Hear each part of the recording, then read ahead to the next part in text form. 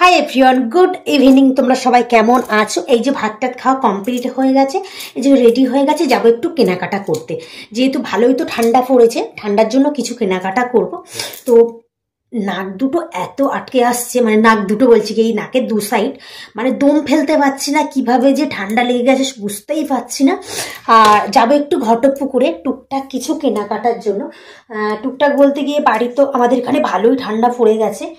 আর বাড়িতে তো হাত কাটা নাইটি পরি, কিন্তু এত ঠান্ডা পড়ছে তো হাত কাটা নাইটি পরা মানে অসম্ভব ব্যাপার।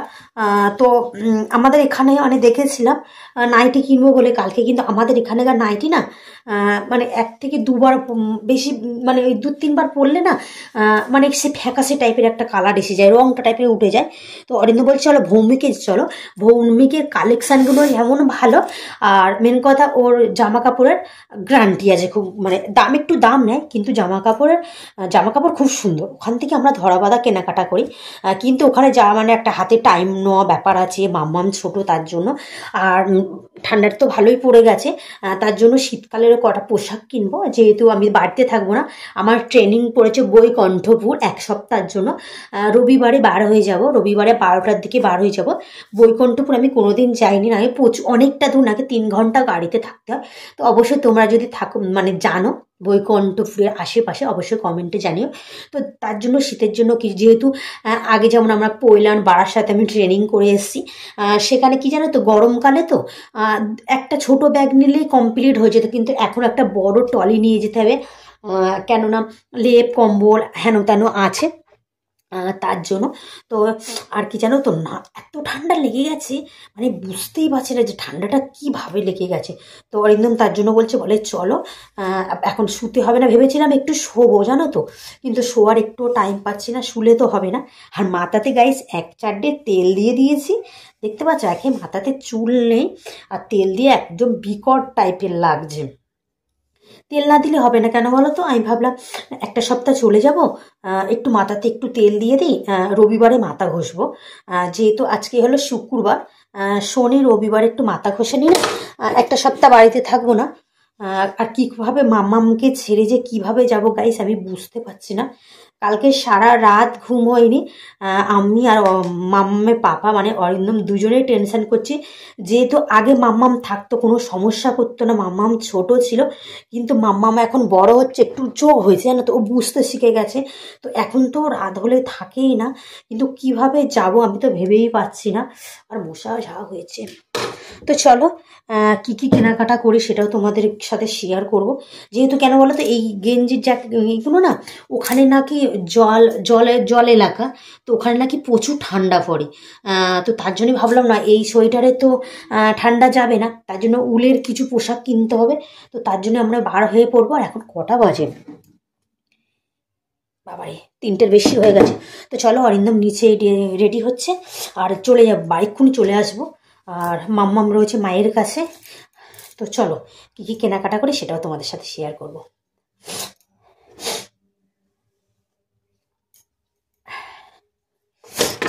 আর দামি লিপস্টিকটা কোথায় যে পড়েছে বুঝতেই পারছি না, যা শুধু মুখে মানে লিপস্টিকের মুখটায় আছে, লিপস্টিকটায় কোথায় পড়ে গেছে, মাম্মাম ফেলেছে কি আমি ফেলেছি বুঝতেই পারছি না।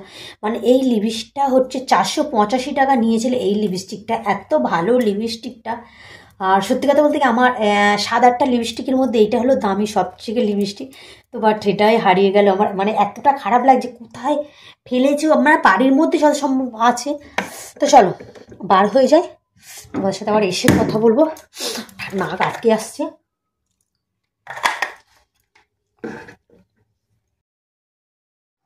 তো ফাইনালি আমরা শপিং করতে বার হয়ে গেছি।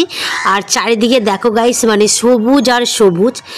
যেহেতু আমরা একটু পাড়ার মধ্যে দিয়ে যাচ্ছি, পাড়ার মধ্যে দিয়ে গেলে একটু তাড়াতাড়ি হয়, আর আমরা পুরো মানে রোড দিয়ে গেলে পাকার অনেকটা মানে লেট হয়। তার জন্য আমরা যখনই মানে এখানে কেনাকাটা করতে যাই, এখানে মানে এই রাস্তা দিয়ে যাই, এই রাস্তা দিয়ে গেলে না একটু শর্টকাটেও হয়।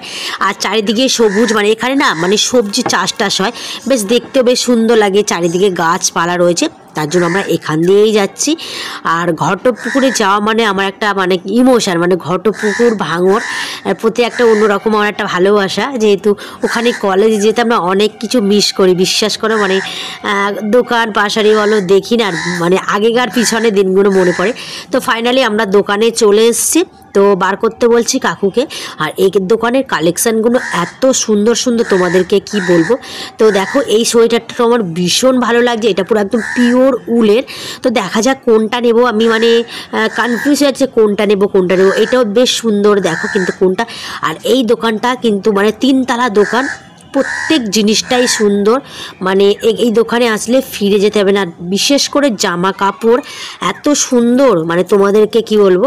কিন্তু আমার মনে হয় একটু দাম নেয়, দাম নিলেও মানে কাপড় চোপড়গুলো দারুণ, কালেকশানগুলো আমার তো ভীষণ ভালো লাগে। আর ফুচকা খেয়েছি, খেয়ে এত ঝাল লেগেছে তোমাদেরকে কি বলবো। ভাঙড়ে আসলে মানে আমার ফুচকা খেতে ভীষণ ভালো লাগে, আগাগোড়া আজ বলে নয়। কলেজে যখন আসতাম যাওয়ার সময় এই থানার পাশে মানে ফুচকা খেয়েই বাড়ি যেতাম, তো আজকেও তাই ফুচকা। তো আমরা কেনাকাটা করে হাফ মাজায় দাঁড়িয়ে আছি, বাইকের তেল শেষ হয়ে গেছে, তো তার জন্য ওয়েট করছি। আর এই যে প্রচুর টাকার কেনাকাটা করেছি, দেখো চারিদিকে শুধু সবুজ আর সবুজ আর সবুজ। হ্যালো, না আমার বরের ফোন এসেছিল, তার জন্য ওয়েট করছি, বাইকের তেল শেষ হয়নি। হ্যাঁ 5টায় বাজে যাবে, 5টা, 5:30টায় যাবে। আমি ফোন করবো না, তুমি বলে দাও। এই বৃষ্টি পড়ছে।